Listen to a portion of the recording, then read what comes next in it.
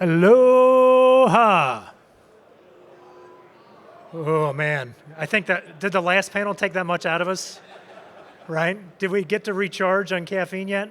I know it's Tuesday, lots of travel, not lots of caffeine, myself included.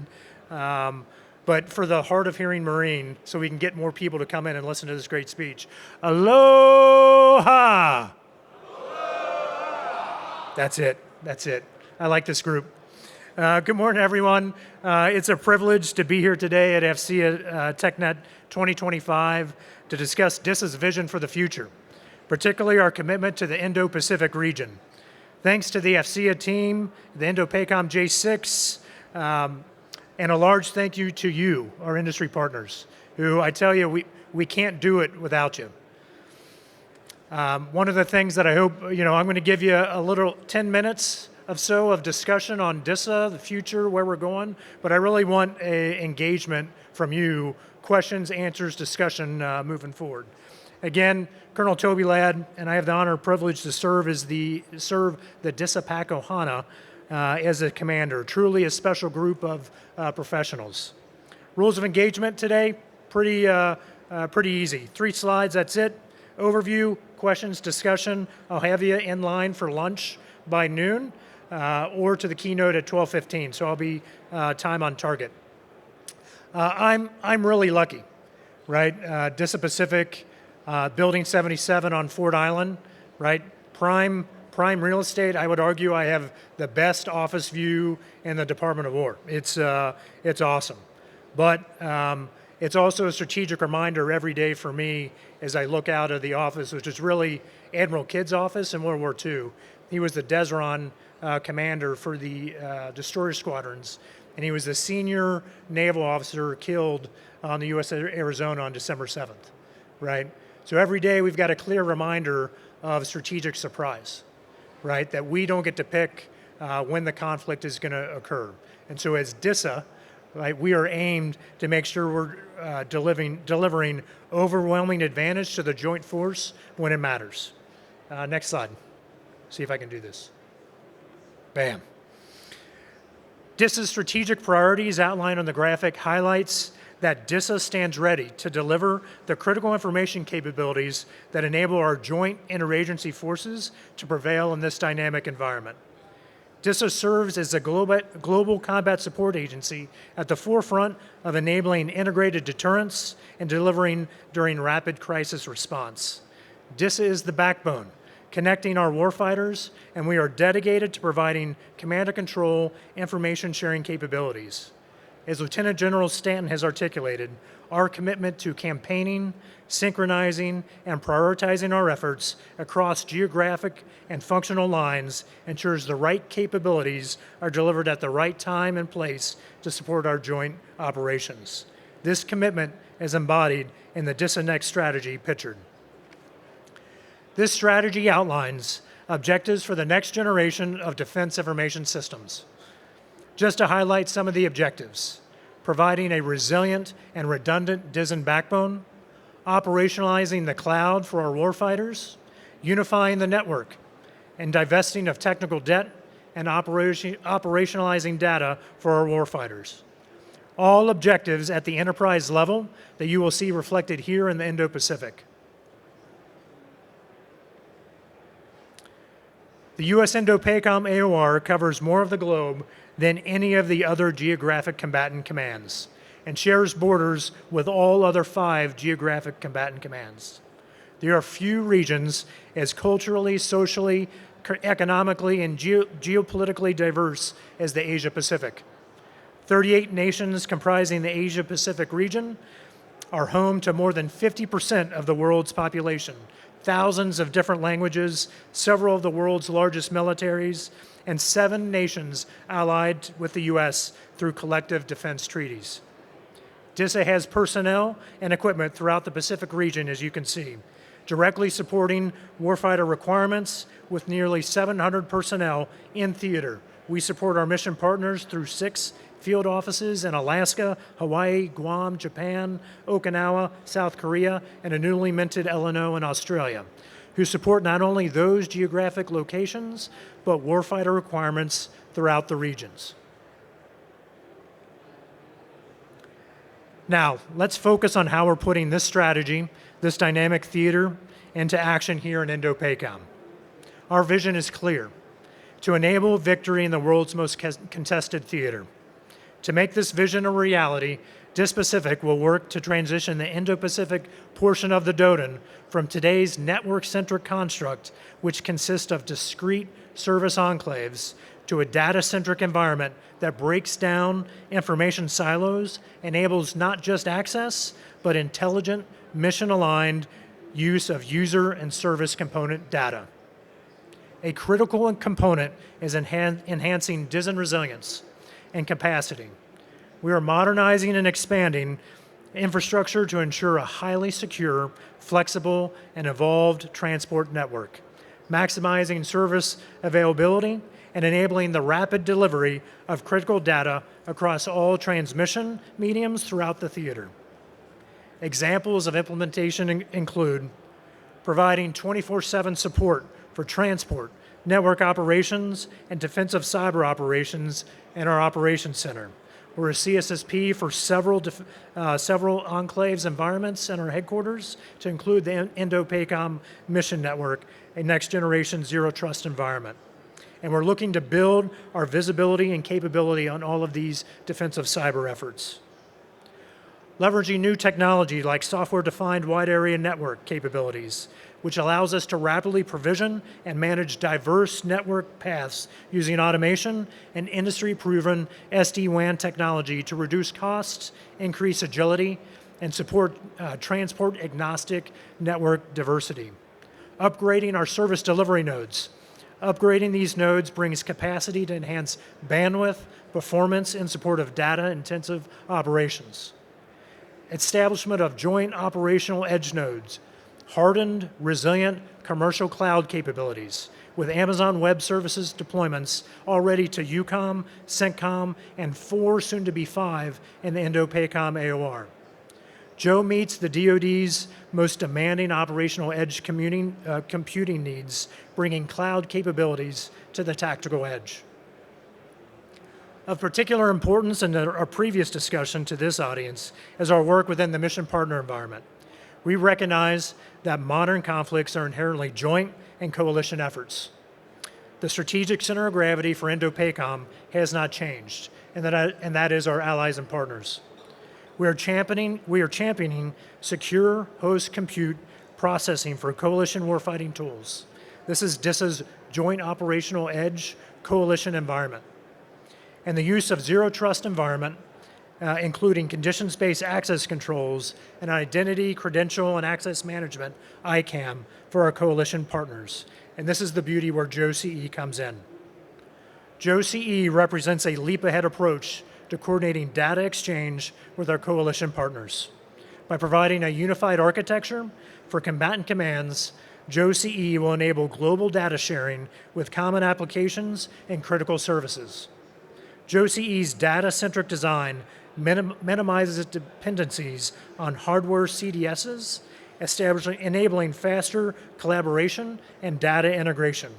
Furthermore, it facilitates a rapid onboarding and offboarding of coalition members, decreasing planning time and removing the need for bespoke networks. We are actively integrating these efforts in Indo-PACOM's priority initiatives to support C2, fires, and sustainment in an effort to advance the Department of War's CJAD-C2 implementation. Underpinning all of this is our commitment to zero trust security. We are implementing Thunderdome, DISA Zero Trust offering across our portion of the DODIN. This never trust but always verify model is essential for protecting data in today's complex threat landscape. In closing, DISA Pacific is dedicated to providing a resilient, defended, joint, and coalition environment to enable warfighters to deter, fight, and win. We are in the TAC through constant modernization, strategic partnerships, and an unwavering focus on mission success. As Admiral Paparo said, who is better able to combine data, computing power, AI, shall prevail. I'm very confident in our capabilities that we're delivering, and together with our industry partners, the joint force, we will have overwhelming advantage when it matters most. Thank you very much. Semper Fidelis. Now target practice is open for me. The first 3 good questions do get some kind of prize. So floor is open to you. Honestly, I wanted to just give you an overview of the theater, some major initiatives that DISA is taking on in theater, and really the important part for me is the engagement from you all, and I bid the rest of my time to you. You got it. Sir, the left-hand column in the slide you have up represents a list of capabilities which are well represented in the audience in terms of vendors and academics, contractors and so forth. Are all the needs that those columns represent already answered within programs of record from the FIDIP? And if not, are there any of those you would highlight and say, I sure wish there was a POR that would make this a priority? Have we figured out all of them? No. The reason they're on the slide is there's objectives for growth and capability, right? Zero trust, integrated defense, AI at scale, right? How much AI do I need to have in a forward deployed data center? What does the combatant command pack fleet need at the tactical edge to run that level of computer capability? The training that goes along that we talked about before for zero trust professionals, right? All of those things are growth areas, and not all of them have a POR. That's a good one. You get a prize. Good. Yes, sir. Can you comment on DISA's progress with cross-domain solutions for multi-coalition partners? So the question is, can I comment on DISA's cross-domain solutions for zero trust environment? Across multi-coalition partners. Across multi-coalition partners. We're looking to reduce cross-domain solutions. So that is something that JOCE brings to bear from a cloud capability and ICAM capability. I think that's where the investment and focus is for DISA, of how can I bring a low trust, medium trust, high trust user into the environment. They can get the data that they need and get out, right? So will cross domains be involved in that? Yes, they will be, depending on country X, Y, and Z. But we need to be able to provide data to warfighters, target quality data at speed, and cross domains do not always help us in that venture. So are there software CDSs that are out there that folks are looking at? Yes, but from a coalition partner sharing, we're looking to remove those cross domains within current policy to help us go faster and share faster with our partners and allies. And I think that's just a reality of the theater, and that's sort of where the beauty of a coalition, a joint coalition edge gives us, is we can store the data at the right classification, the right tagged data set. And to get to your question of what do we need help with, it's the data, right? It's the data of how we're tagging, where it's going, the right enclave, so I can fuse that at speed and scale for pack fleet, MAR4 pack, whoever the customer is. That's a good question, sir.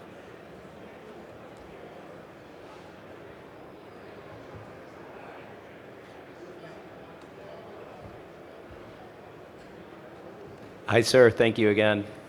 How do you think about your integration and relationships with the COCOMs and the services on technology deployment? So sometimes, the Army or the Navy will do something by themselves.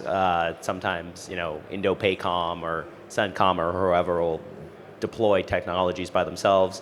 But sometimes DISA is a deeply collaborative joint partner, and sometimes DISA does it by themselves as well, and then brings these capabilities to those needed. So as you deploy resources, how do you make that decision?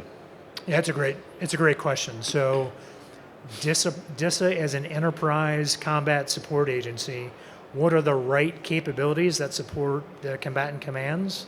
Where can we reduce costs and inefficiencies from services and combatant commands? So you heard me talk about bespoke networks, right?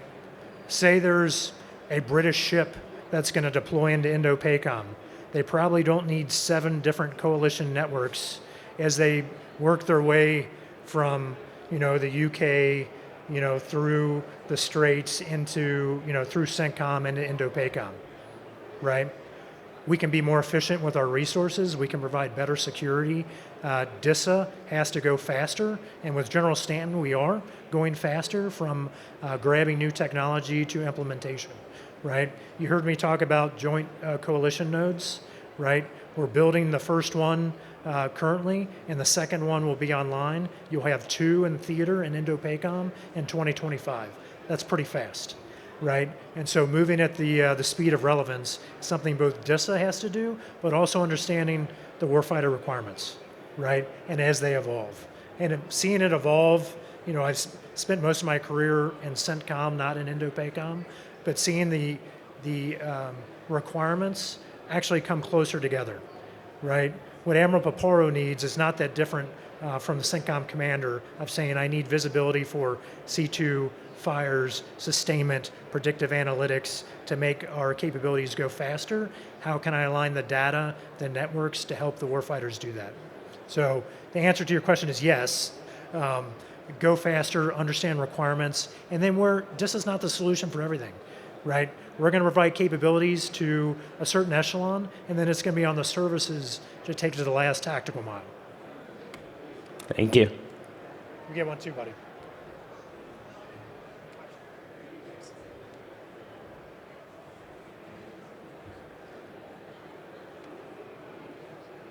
All right, make it an easy one.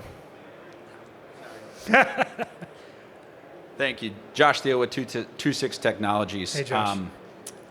So you mentioned data having the abundance that is everywhere, and getting it in the right hands to the right time at the right place, right time. Have you guys considered, or are you already implementing attribute-based access control instead of role-based access control as your zero trust architecture, and how's that implementation working as of now? The answer to your question is yes, but varied, right? Different attributes through different systems is part of the problem, Yeah. right? And so focusing on at least from what I know, the JICOs of the world, right? To tag the right data at the right place so we have the right visibility. That is not common across the Department of War, unfortunately. And so that's where I see some of those attribute-based issues and thus the data problem. We want to implement AI, right? We want to go implement AI at multiple echelons, but we still are fighting on some copper infrastructure. So we have to divest of some old infrastructure. We have to get our data straight if we want to go get in that Lamborghini that is artificial intelligence. Correct. And then a second part is now bringing that to the edge, as that everybody here is talking about edge deployments. How are you guys bringing that data and that technology to the edge to make it the most compatible with your partners? DISA's contribution is the Joint Operational Edge Nodes. Mm-hmm. There's 4 in theater, soon to be 5, right? So those cloud-based forward tactical edge nodes are application-based data that are available for partners, and they're resilient, they're redundant, right? And that provides that forward edge cloud capability. Still need to get the data right, because that's just hosting. Yep. And then on the coalition side, our solution is the Joint Operational Edge Coalition environment. So if we know we're going to be in a transition period with network-centric applications, network-centric networks, and how we transition that will be to those cloud environments. Okay. Perfect. Thank you. I didn't answer all your questions. Still, That's still a okay. good one.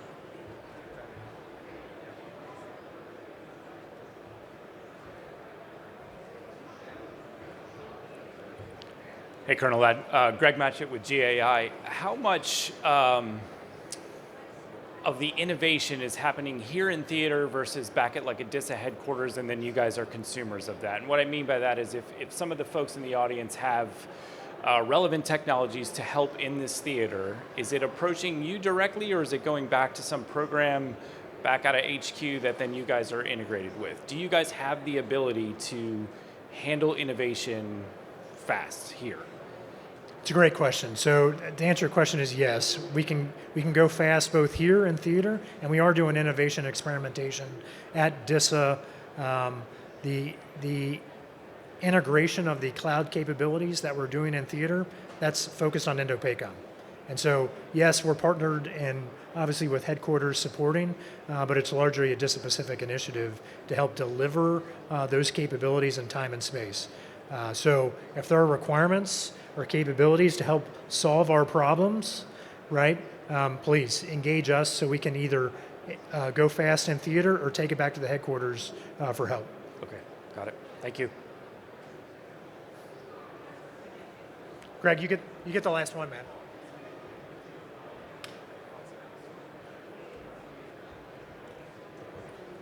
All right, so I'm out of coins, out of good questions, but I'll still take them.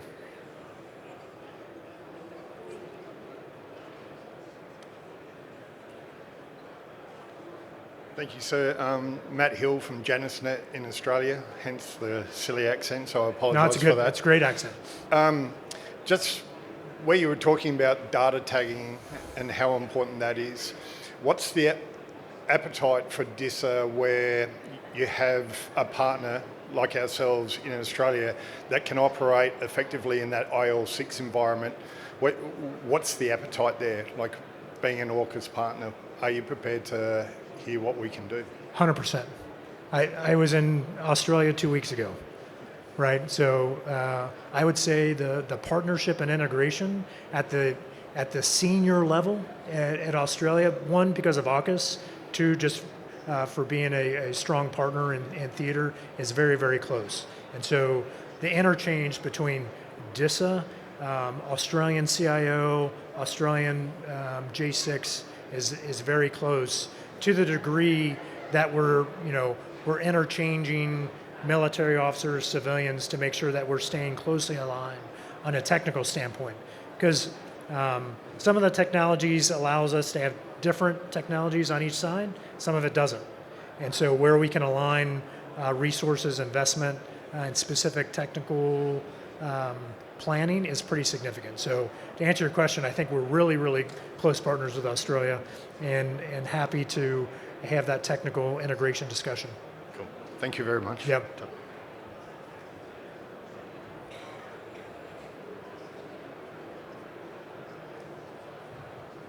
I'll pause. I'll give an awkward silence for any last questions for me.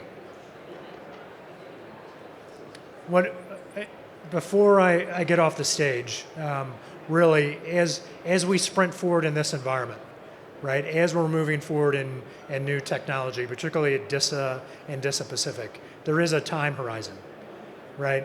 And so every day I've got a ticker in my office that tells me how many days it is to 2027, right? We're in the 430 range, right? And so what I ask you is the speed and time of our integration can't wait. So if that's with a key ally, if that's with an industry partner, don't wait to engage. Don't wait to ask those questions to say, how can I've got this technology that I think solves your problem from a DISA, DIS-Pacific, PAC fleet standpoint. Engage us so we can be better partners. And I see that relationship only growing. In conflict and crisis, the discussions that I'm going to have with industry partners is going to be the same I'm going to have with warfighting units. And I think that's a change in dynamic that we haven't had to deal with in a long time. So that's why these relationships are pretty critical. So thank you for what you already do. Thanks for your support to DISA and DISA Pacific. Enjoy TechNet. Thank you, everybody.